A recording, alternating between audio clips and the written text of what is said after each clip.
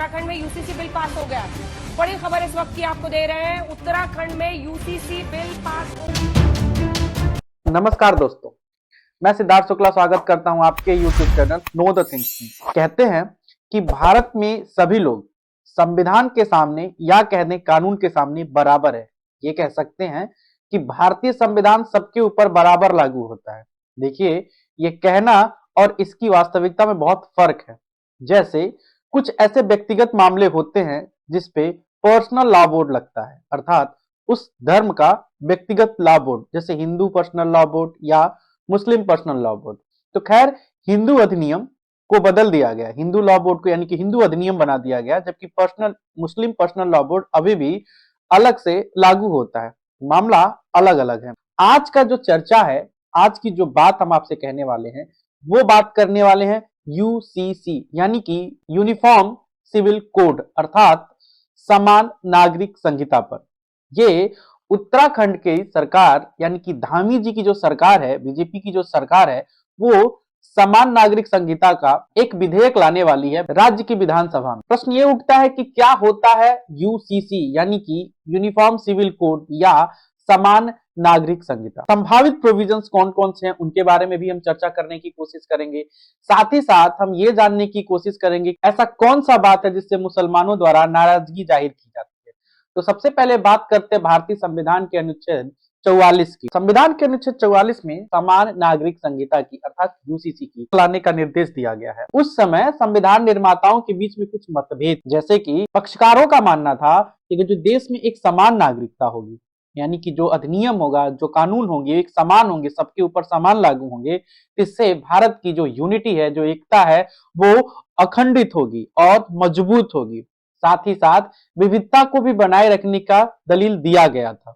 और विपक्ष का मानना था कि इससे मुसलमानों के धार्मिक मामलों में दखल अंदाजी मानी जाएगी और उससे जो मौलिक अधिकार मिले हैं, जो धर्म का मौलिक अधिकार है, उसका उल्लंघन माना जाएगा, जबकि ऐसा नहीं। इसके समर्थन में यह बात किया गया कि भारत को धर्मनिरपेक्ष बनाने के लिए समान नागरिक संहिता का होना जरूरी है, क्योंकि अगर हम किसी धर्म विशेष को सह देते हैं, अर्थात उसके बढ़ावे की बात करते हैं, उसके तरफ की बात करते हैं, तो भारत पूर्ण रूप से धर्मनिरपेक्ष नहीं होगा। तो अब बात करते हैं उत्तराखंड के जो यूसीसी पे ड्राफ्ट आया है, उसकी जो रिपोर्ट आई है उसके बारे में बात। तो प्रश्न ये उठता है कि जब अनुच्छेद 44 भारत सरकार को ये बात बोल रही है, तो कोई राज्य विशेष क्या इस पे अपना अलग से कानून बना सकता है, समान कानून बना सकता है? तो इसके लिए भारतीय संविधान के अनुच्छेद 162 को देखते हैं, जो इस ओर इंगित करता है कि किसी राज्य की कार्यकारी शक्तियां कहां तक फैली हुई हैं, यानी कि जहां तक उसके विधानमंडल को उसके ऊपर कानून बनाने का अधिकार हो, यानी कि उन मामलों तक फैली हुई हैं जिन पर उस राज्य की विधानमंडल उसके लिए कानून बना सकता है। इसके लिए संविधान में कुछ सूचियां यानी कि कुछ समवर्ती सूची, कुछ राज्य के लिए सूची और कुछ केंद्र के लिए सूची बनाई गई है। सूची 1, 2, 3 इसी तरीके से कई सारी सूचियां बनाई गई हैं। जो 7वीं अनुसूची की समवर्ती सूची है, प्रविष्टि 5 के प्रावधानों को ध्यान में रखते हुए बात करें तो समान नागरिक संहिता को लागू करना और उसके लिए समिति बनाने का अधिकार राज्य के विधानमंडल पे है। क्योंकि समवर्ती सूची की प्रविष्टि 5 विवाह, तलाक, शिशु, तत्तक अर्थात गोद लेना, वसीयत, निर्वसीयत, बालक, नाबालिग, उत्तराधिकार, संयुक्त परिवार और विभाजन संबंधी मामले समवर्ती सूची में आते हैं। और ये सारे के सारे जो मामले हैं, ये एक राज्य को ये अधिकार देते हैं कि उन मामलों पे अपना अलग से कानून बना सके। और यही वो मामले हैं जो भारत में पर्सनल लॉ बोर्ड के द्वारा भी देखे जाते हैं। तो इसी तरीके से भारत के संविधान में सबको समान अधिकार मिलने के बावजूद भी कुछ प्रोविजंस ऐसे रहे हैं जो इस बात की ओर इशारा करते हैं कि आपके पर्सनल लॉ बोर्ड इस पे लागू हो सकते हैं। तो क्या उत्तराखंड की सरकार अपने नियमों के अंतर्गत ये काम कर रही है? बिल्कुल। अनुसूची की प्रविष्टि 5 के अनुसार वह एक समिति भी बना सकती है, इसके लिए उसके समिति का गठन भी कर सकती है। हुआ भी यही। उत्तराखंड सरकार ने एक समिति का गठन किया जिस समिति का नेतृत्व करते हैं, यानी कि जो drafting committee, UCC drafting committee के जो चेयरपर्सन यानी कि जो अगुआ रहे, जिनका नेतृत्व रहे हैं, वो सुप्रीम कोर्ट के सेवानिवृत्त न्यायाधीश रंजना प्रकाश देसाई जी रहे हैं। यानी कि इन्हीं के नेतृत्व में ये यूसीसी उत्तराखंड का जो ड्राफ्ट तैयार किया गया है इन्हीं के नेतृत्व में तैयार किया गया। तो अब सवाल ये उठता है कि यूसीसी है क्या, और जो उत्तराखंड का यूसीसी है वो कौन कौन से प्रोविजन को अपने अंदर धारण किए हुए है। यूसीसी के बारे में इस वीडियो में हम आगे जानेंगे, लेकिन थोड़ा सा मैं बता दूं, यूसीसी अर्थात समान नागरिक संहिता, जो उस राज्य के यानी कि उत्तराखंड राज्य के सभी नागरिकों पे समान रूप से लागू होगा। याद रखिएगा, इसमें एक एक्सेप्शन भी है, वो एक्सेप्शन की बात हम आगे करेंगे। तो अब जानते हैं कि उत्तराखंड का जो यूसीसी है उसमें कौन कौन सी विशेषताएं अर्थात कौन कौन से ऐसे मोटे मोटे प्रोविजन है जिनके बारे में हमें थोड़ा सा जानकारी होना जरूरी है, ताकि कोई भ्रम ना पैदा हो सके। बड़ी दिक्कत यह है कि हमारे देश में जानकारी कम और भ्रम ज्यादा पैदा होता है। जानकारी और भ्रम में अंतर सिर्फ राजनीति का है, अर्थात जिस पक्ष की राजनीति भ्रम फैलाने में माहिर होगी अर्थात फायदेमंद होगी वो भ्रम फैलाएगी, और जिस पक्ष की राजनीति को भ्रम को खत्म करने में फायदा होगा वो भ्रम खत्म करेगी। खैर, मेरा काम है आपके सामने तक कुछ मुद्दों को सही और साक्ष्य के साथ लेके आना। तो आज जो मैं आपके सामने बात रखने जा रहा हूं वो है यूसीसी उत्तराखंड के ड्राफ्ट में कुछ महत्वपूर्ण प्रोविजन। आइए जानते हैं इसकी क्या क्या विशेषताएं। समिति द्वारा रखे गए कुछ प्रमुख प्रावधानों में बहु विवाह, ट्रिपल तलाक, हलाला, बाल विवाह, सभी धर्म की लड़कियों के लिए विवाह के लिए एक मिनिमम समान आयु, साथ ही साथ सभी धर्म के लड़कों के लिए जो विवाह का जो मिनिमम आयु होगा वो निर्धारित करने की इसमें बात की गई है। तो लड़कियों के लिए 18 और लड़कों के लिए 21 साल निर्धारित की गई है। साथ खास बात यूसीसी की खास बात ये रही है कि इसमें जो समानता दी गई है लड़का और लड़की की, लैंगिक समानता की बात की गई है, अर्थात वसीयत में अगर मान लीजिए कि आपका वसीयत है तो आपका बेटा और बेटी बराबर का उसमें अधिकार पाएंगे। तो आप कहोगे ये कौन सी बड़ी बात है, ये तो अभी जस्ट कुछ साल पहले कानून आया था। देखिए जी, वो मुसलमानों पे लागू नहीं होता था, क्योंकि मुसलमानों के पर्सनल लॉ बोर्ड के अनुसार सिर्फ 25% तक की अधिकार ही बेटियों को मिलता था, जबकि इसमें यह प्रावधान दिया गया है कि लड़का हो या लड़की समान यानी कि 50-50% बराबर बराबर अधिकार वसीयत में पाएंगे। मैंने जैसे बताया कि इसमें कुछ एक्सेप्शन है। एक्सेप्शन ये है कि उत्तराखंड की जो अनुसूचित जाति है, एसटी जो जाति है, यानी कि जो ट्राइब कास्ट जाति है, उनके लिए जो उनकी कुल आबादी 3% है, उसको इस यूसीसी से बाहर रखा गया है। इसका कुछ विरोध भी हो रहा है, ऐसा होना भी चाहिए कि क्यों भाई, जब सब पे समान रूप से लागू हो रहा है तो उनको बाहर क्यों किया जा रहा है। देखिए, कुछ पहाड़ी या जो जनजातीय होते हैं उनके लिए उनका धर्म से ज्यादा उनको प्रकृति प्रेम होता है, इसलिए उनको इससे बाहर रखना कोई बुरी बात नहीं है। मेरा जहां तक मानना है कि उनके अधिकारों की रक्षा की जानी चाहिए। संविधान भी इस बात की गवाही देता है कि उनके अधिकारों की रक्षा की जानी चाहिए। इसमें कुछ और बातें भी बोली गई, जैसे अगर आप लिविंग रिलेशन में रहते हो तो अपने माँ बाप को यह जानकारी देनी पड़ेगी, साथ ही साथ इसके लिए आपको रजिस्ट्रेशन कराना पड़ेगा, और आपको पुलिस में भी इसके लिए रजिस्ट्रेशन कराना पड़ेगा। इससे क्या होता है, ध्यान से देखिए, इससे होगा क्या, इससे होगा ये कि लड़का लड़की अपनी मर्जी से एक लिविंग रिलेशन में रहते थे, और ज्यादातर ऐसा होता था कि लड़के लड़कियों को छोड़ के अलग हो जाते, हालांकि सारे मामलों में नहीं, कुछ मामलों में। तो इस केस में और कुछ मामलों में लड़कियां लड़कों का साथ छोड़ देती थी। इससे कुछ लोग ट्रामा का शिकार हो जाते थे, या यूं कहते हैं कि इस तरीके से नैतिकता का हनन होता था। अगर आप विवाह करते हो तो विवाह का भी रजिस्ट्रेशन कराना पड़ेगा, अगर बिना रजिस्ट्रेशन का विवाह होगा तो उसे मान्य नहीं किया जाएगा।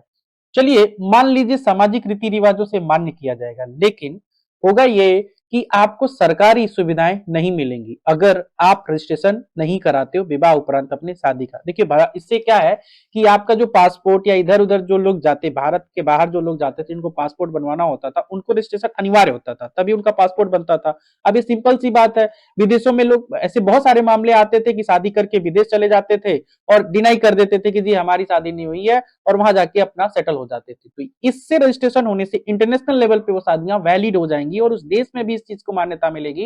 इस देश में अगर जो कोई इस तरीके से धोखाधड़ी करने की कोशिश, सपोज दैट इंडिया से वहां जाके बस जाता है और वो धोखाधड़ी करने की कोशिश करता है, तो इससे एक बात तो ये साबित होती है कि महिलाओं को केंद्रित करके, खास करके महिलाओं के अधिकारों को सुरक्षित करने की बात इसमें कही गई है। इस ड्राफ्ट में बहु विवाह अर्थात एक से अधिक शादियों पर भी प्रतिबंध लगाने की बात कही जा रही है। साथ ही साथ मुस्लिम महिलाओं को गोद लेने का अधिकार प्राप्त होगा, तथा गोद लेने की जो प्रोसेस है, जो प्रक्रिया है, उसको भी सरल कर दी जाएगी। इसके साथ ही साथ पति और पत्नी दोनों को तलाक लेने की प्रक्रिया की पहुंच सामान्य कर दी, यानी कि आसान कर दी जाएगी। देखिए, वैसे तो ये सबके लिए इक्वल है, बट खास करके एक विशेष समुदाय मुसलमानों में पुरुषों के पास विशेष अधिकार होता है, जैसे कि ट्रिपल तलाक। हालांकि ट्रिपल तलाक गैर कानूनी पूरे देश में हो गया, लेकिन अभी भी बहुत सारे ऐसे मामले हैं जो सुनने को मिलता है।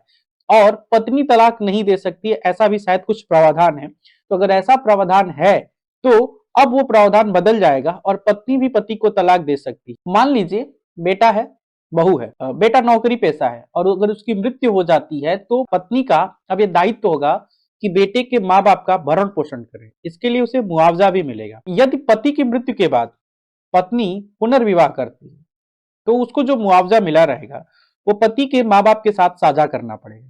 साथ ही साथ मान लीजिएगा जब पत्नी की मृत्यु हो जाती है और उनके पत्नी के माँ बाप का कोई और सहारा नहीं है, उस केस में पति की ये जिम्मेदारी होगी कि पत्नी के माँ बाप का सहारा बने, उनका भरण पोषण करे। पति पत्नी के विवाद के मामलों में बच्चों को दादा दादी के पास रख दिया जाएगा, यानी कि जो संरक्षण प्राप्त होगा वो दादा दादी को होगा।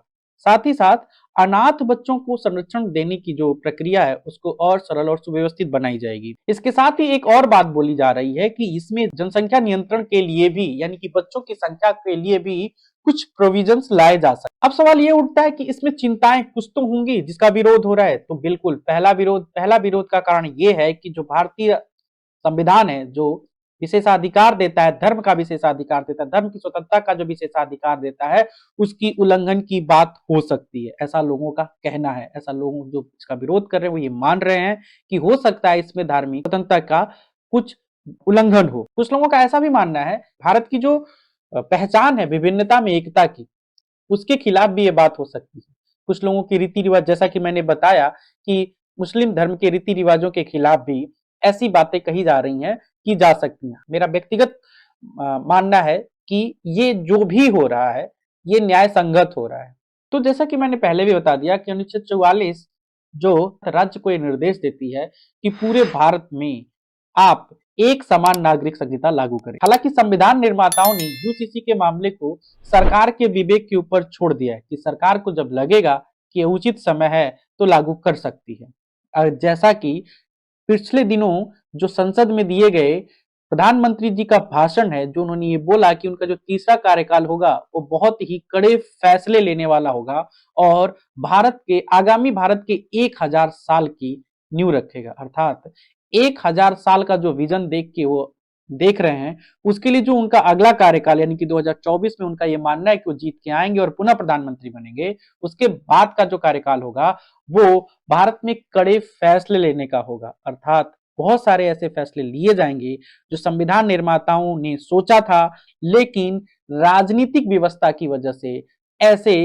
कानून या ऐसे फैसले नहीं लिए गए। प्रधानमंत्री का मानना है कि वो और बड़ी संख्या में जीत के आएंगे, जिसकी वजह से वो ऐसे कड़े फैसले ले सकते। तो प्रश्न उठता है कि क्या उत्तराखंड अकेला ऐसा राज्य है जहां पे यूसीसी लागू होने वाली है? ऐसा नहीं है। गोवा भारत का एक ऐसा एग्जाम्पल है जहां पे बहुत पहले ही यूसीसी लागू हो गई। 1867 पुर्तगालियों के अधीन गोवा था, वहां पे समान नागरिक संहिता ऑलरेडी लगी हुई थी। देखिए, सुप्रीम कोर्ट ने बहुत सारे ऐसे मामले रहे हैं जहां पे सरकार को ये बताने की कोशिश, सरकार को निर्देश दी है कि इस देश में समान नागरिक संहिता को लागू करने का समय आ गया है। जैसे शाहबानो के केस में सुप्रीम कोर्ट कहती है कि अनुच्छेद 44 एक मृत्यु पत्र के समान रह गया है और वो सरकार से आह्वान करती है कि इसे लागू करे। अर्थात जो अनुच्छेद 44 समान नागरिक संहिता की बात करता है, उच्चतम न्यायालय कहता है कि ये एक मृत्यु पत्र के समान, अर्थात इसका कोई प्रभाव नहीं है।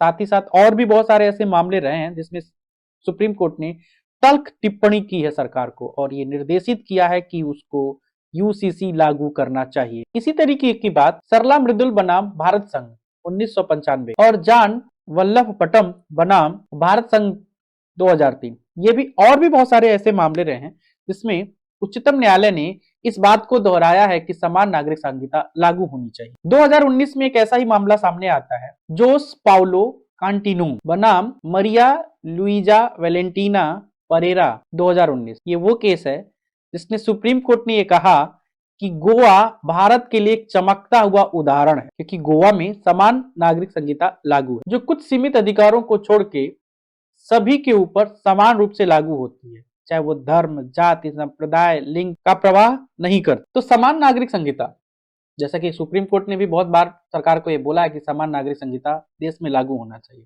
इस पे कोई विवाद ही नहीं होना चाहिए। क्यों नहीं होना चाहिए? देखिए, आज अगर इस चीज को लागू किया जाता है, मान लेते हैं कुछ लोगों को लगता है कि उनका विशेषाधिकार छीन लिया जाएगा, चलिए मानते हैं, लेकिन भविष्य तो सुरक्षित होगा, देश तो सुरक्षित होगा, देश के संसाधन तो बराबर बटेंगे। कुछ लोग अपने व्यक्तिगत महत्वाकांक्षाओं को आगे रखने के लिए कुछ कानूनी दांव पेच में अपना फायदा देख ले। समान नागरिक संहिता वो व्यवस्था होगी जिसमें सबको समान अधिकार मिलेंगे। मेरा मानना है कि ये पूरे देश में लागू होना चाहिए, जिससे सबके अधिकारों की सुरक्षा की गारंटी मिले। आपका क्या मानना है ये आप कमेंट बॉक्स में लिखिएगा। अगर आपको ये जानकारी अच्छी लगी हो तो इस चैनल को लाइक करिएगा, सब्सक्राइब करिएगा, साथ ही साथ बेल आइकन को दबाना मत भूलिएगा, जिससे मेरी अगली वीडियो का नोटिफिकेशन आपको मिलता रहे। बहुत सारे ऐसे लोग हैं जो देखते तो हैं लेकिन सब्सक्राइब नहीं करते हैं। प्लीज सब्सक्राइब करिए, आपका ये प्यार मुझे और बेहतर करने के लिए प्रोत्साहित करेगा। जय हिंद। पहला उदाहरण है कि 10% लोगों ने प्रदेश के अंदर अपनी राय इस पर रखी है और उनकी राय के आधार पर हम आगे बढ़े हैं। समिति ने अभी तक 72 बैठकें पूरी की हैं और आज उन्होंने हमको अपनी रिपोर्ट दे दी है। उत्तराखंड की देवतुल्य जनता के साथ हमने जो वायदा किया था कि हम इस काम को पूरा करेंगे, तो आज वो काम हमारा लगभग ड्राफ्ट मिलने से आगे बढ़ गया है। ये ड्राफ्ट आज लाकर उसकी समस्त जो औपचारिकताएं हैं पूरी करेंगे। इसके बाद इसका जो विधिक रूप से जो परीक्षण है वो परीक्षण भी होगा, इसका अध्ययन करेंगे और चर्चा करने के बाद, परीक्षण करने के बाद विधानसभा का जो हमने विशेष सत्र, जो ये विशेष सत्र आ रहा है, इस सत्र में इसको रखेंगे और जो कानून बनना है, एक्ट बनना है, विधेयक बनना है, उस दिशा में हम आगे बढ़ेंगे।